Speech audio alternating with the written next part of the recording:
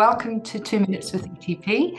I'm going to invite you to introduce yourself. So I'm Tiphaine Valois, I'm ETP's Insight Manager.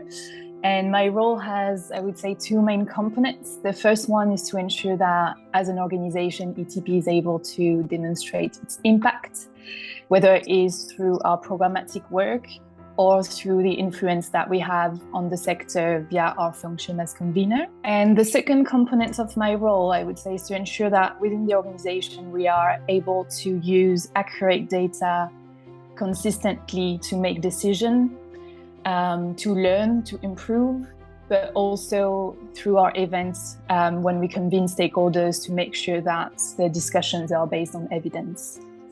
I also think that one thing that we need to keep doing, and we do it already in quite a lot of our programme M&E, is checking back in with the key stakeholders in the work, just to check that the change that we think we're creating is in fact the change that they're feeling and the change that they want.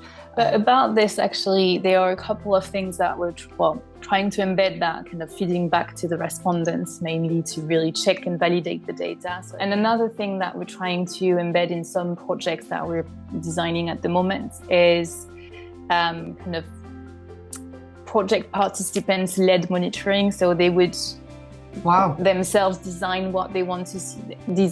First define the change they want to see based on a sort of first assessment, then design the sort of monitoring practices and have that responsibility.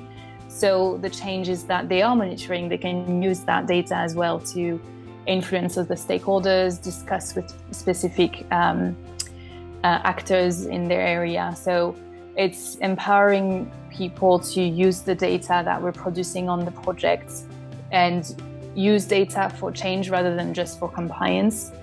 But that would be the kind of end goal, to make sure that not all data is generated by us, that some data is generated by project participants based on what they want to see change, what they value in the change they are seeing as well.